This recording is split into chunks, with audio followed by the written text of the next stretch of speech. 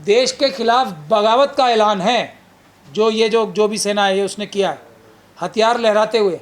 और इसमें सरकार के अधिकारियों की, भ्रष्ट अधिकारियों की मिलीभगत है अपने राजनीतिक आकाओं के इशारे पर। तो अखिलेश जी को ये बात समझनी चाहिए। और रामजी सुमंत जो हैं वो शेड्यूल कास्ट कम्युनिटी से आते हैं।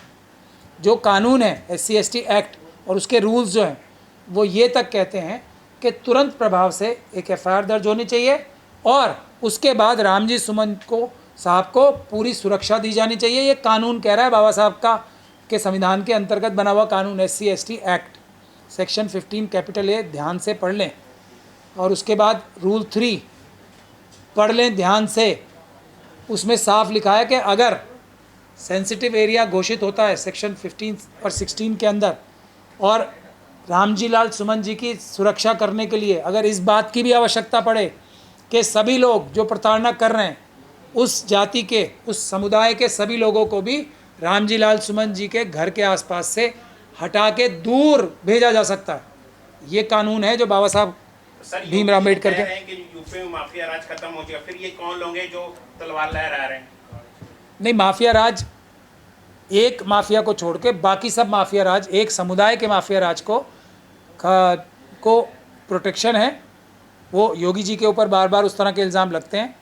अब उन्होंने, जैसे अडानी जी का आपको फिनोमिना समझना पड़ेगा, सारे देश के एयरपोर्ट्स, पोर्ट्स छीन के अडानी जी को देने हैं।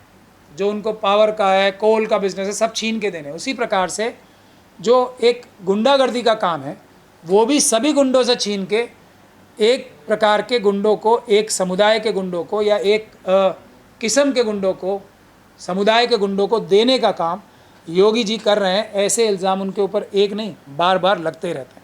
करनी सेना आखिर है क्या जो बार बार धमकी दे रहे हैं, रामजी लाल सुमन के घर पे पहुंच जा रहे हैं, उनके घर पर हमला कर दे रहे हैं, या आखिर है कौन? इस पे कार्रवाई क्यों नहीं हो रही है? देख, कानूनी नज़र से देखा जाए तो ये एक आतंकवादी संगठन है जिसके RSS और BJP के अंडर बने हुए बहुत सारे संगठन जो हैं वो आतंकवादी संगठन की जो इंग्रेडिएंट्स होते हैं ना, जो कानून में प्रावधान है कि जो ये काम करेगा वो आतंकवादी संगठन होगा, ये करेगा, ये करेगा, ये करेगा, एक लिस्ट है। उन सारे कामों को करने के लिए करनी सेना हो, चाहे आराम भाई तेंगुल हो, मेती लेपुन हो, बजरंग दल हो, विश्व हिंदू परिषद हो, हिंदू सेने हो, ये सारे जितने भी संगठन हैं उनके जो कारनामे हैं, कार्रवाइयाँ हैं, वो आतंकवादी संगठन होने की जो डेफिनेशन है, जो उसकी परिभाषा है, उसमें पूरी तरीके से फिट बैठते हैं।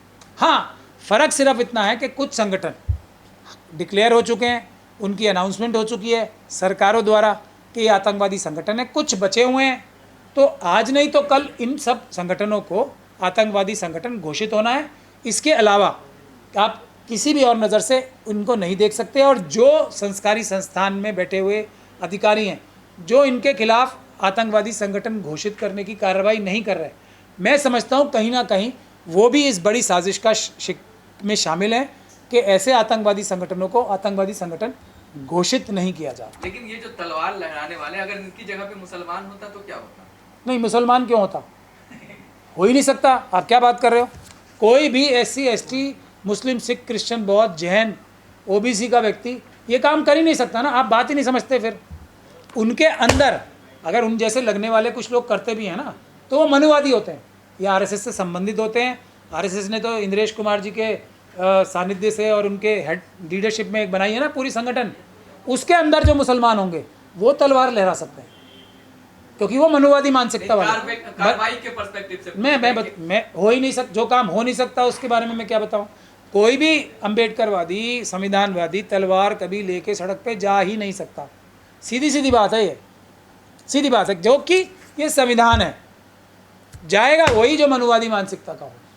ये बात सच है। इसके बारे में आप कम से कम मुझसे तो सवाल मत पूछा करो।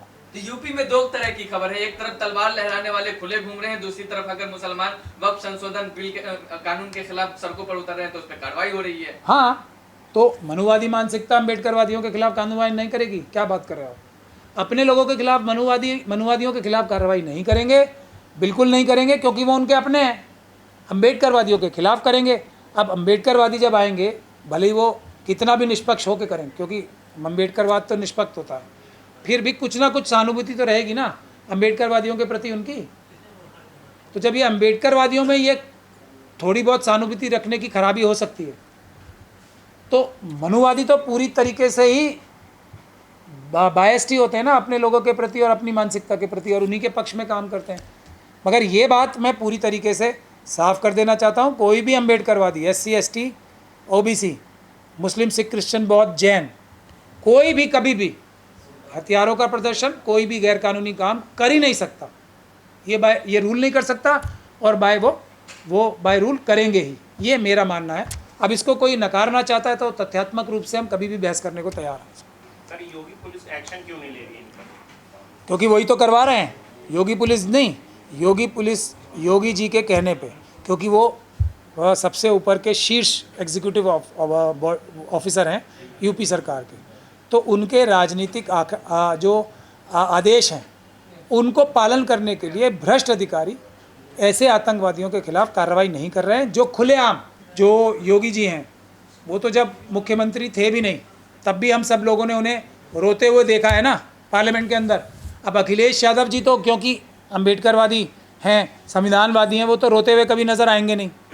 लेकिन अगर इसी स्थिति में कोई मनुवादी होता है तो वो पार्लियामेंट के अंदर जाके भी रोता है। अखिलेश यादव साहब बहादुर आदमी हैं, लेकिन खतरा तो देखिए ना, देश के संविधान के ऊपर हमला तो उससे भी बड़ा है ना।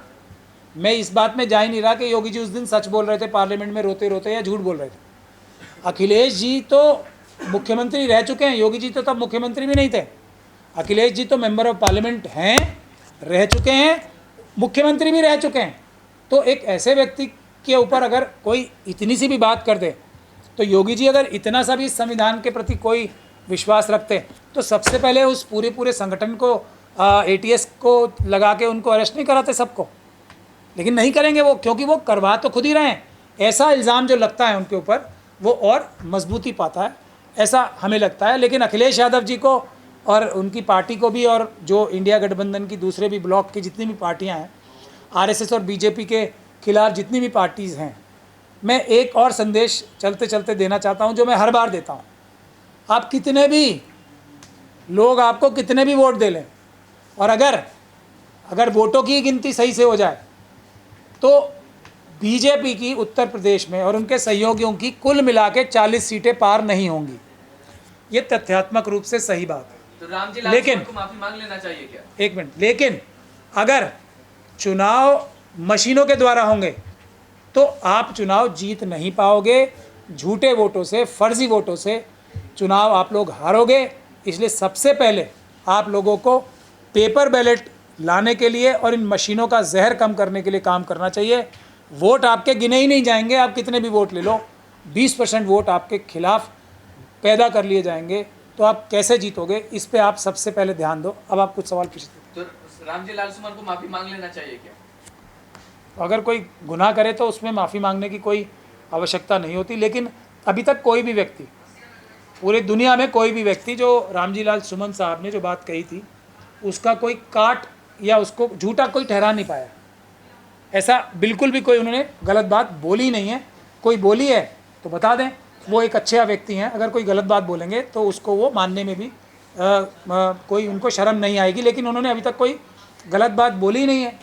राणा संघा को गद्दार बताने पे उसके बाद ये पूरा देखिए, ये गद्दार ना गद्दार बताने की फिर मैं वो बताता हूँ आपको एग्जांपल देके। हम लोग अम्बेडकरवादी जो हैं, मनुवादियों की नज़र में गद्दार हैं कि नहीं हैं? अम्बेडकरवादी की नज़र में मनुवादी गद्दार हैं। तो गद्दार तो रिलेटिव शब्द है। जो इस तरफ होता है वो दूसरी तरफ को गद्दार बोलता है, जो उस तरफ होता है वो दूसरी तरफ को गद्दार बोलता है। इसमें कौन सी गलत बात है बताओ आप? दो पक्ष थे ना, एक पक्ष ये था और एक पक्ष ये था। राणा सांगा के बारे में मैं ये कह सकता हूँ कि उस समय में अगर कोई सबसे बहादुर व्यक्ति था इस तरफ से, जो जिन्हें क्षत्रिय राजपूत कहा जाता है, उस दौर में सबसे बहादुर व्यक्ति वो थे। इसमें कोई शक और शुबे की गुंजाइश नहीं है। ये एक अलग बात है कि वो बाबर की फ़ौज के सामने, जो कि संख्या में बहुत छोटी थी, हार गए। इससे उनकी बहादुरी और उनकी जो ताकत है उसका अंदाज़ा नहीं लगाया जा सकता। जंग जो होती है ना, उसमें कई बार बहादुर से बहादुर व्यक्ति भी हार जाता है, वो उसका पैमाना नहीं होता। लेकिन मनुवादियों को मैं फ्री में सलाह दे रहा हूँ, उनको कहना चाहिए, हमें कोई उसमें कोई प्रॉब्लम नहीं है कि राणा सांगा और महाराणा प्रताप युद्ध जीते थे, अकबर और बाबर युद्ध हारे थे। उसके बाद राणा सांगा साहब जो है दिल्ली की सल्तनत पे राज किए थे और बाबर जो है खनवा के युद्ध में मारे गए थे। ये कह देना चाहिए, हम कब मना कर रहे हैं, रोक रहे हैं हम? बाबर तो उसी दिन मर गया था, खनवा के युद्ध में मर चुके थे, कह दें हमें क्या आपत्ति है। लेकिन उससे सत्य नहीं बदलेगा, सत्य वही रहेगा जो हुआ था। तो उससे बहादुरी का भी कोई पैमाना तय नहीं हो जाता है। बाबर ने, उसके बेटे हुमायूं ने, उसके बेटे अकबर ने, जहांगीर ने, शाहजहां ने, औरंगज़ेब ने ये काम तो किया था कि भारत को सबसे ताकतवर देश बना दिया था। पूरे विश्व की संपदा जो थी उसका चौथा हिस्सा से भी ज़्यादा भारत के पास हो गया था, सबसे रईस देश बन गया था। लेकिन एक अपराध उन्होंने ऐसे किया था जो उनके सब कामों के ऊपर भारी था। वो था कि उन्होंने छुआछूत ख़त्म नहीं की। एक फरमान जारी करके वो छुआछूत ख़त्म कर सकते थे।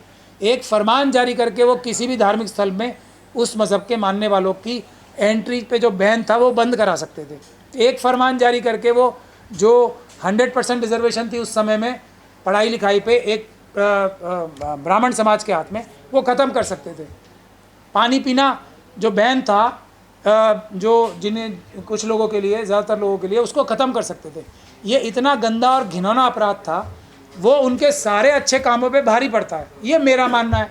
अब ये तथ्यात्मक रूप से सही है, किसी को अच्छा लगे या किसी को बुरा लगे, लेकिन मनुवादियों को मेरी सलाह है, ना अकबर पैदा ही नहीं हुआ अकबर तो, क्योंकि बाबर तो खनवा में भी मारे गए थे, तो ये राज मुगलों का आया ही नहीं। ऐसा क्यों नहीं कहते? वो क्यों बेकार के चक्कर में पड़े हुए हैं मुगलों को गाली देने के लिए? सीधा सीधा एक ही बात बोले ना, खनवा की लड़ाई में राणा सांगा साहब ने बाबर को मार दिया था और पूरी सेना को मार दिया था, ख़त्म कहानी, बात ही ख़त्म हो गई। आगे क्यों बात करनी है? और ताली बजाएं, खुश रहें, पार्टी करें, सब खुश रहें कि हमने बाबर को मार दिया। यादव चैलेंज एक्सेप्ट कर करके आगरा पहुंच गए पूरे कार्यकर्ताओं के साथ। नहीं, उनको कोई चैलेंज आवश्यकता ही नहीं है करने की। वो बड़े आदमी हैं, ये छोटे लोग हैं, इनसे इनके मुँह ही क्या लगना उन्हें? ये तो दुनिया को मालूम ही है ना, इनसे क्या सवाल जवाब ही करना है। वो संविधानवादी हैं, बहुजन समाज से आते हैं, बाकी लोगों की क्या हैसियत और औकात है जो उनके मुंह भी लगा जाए।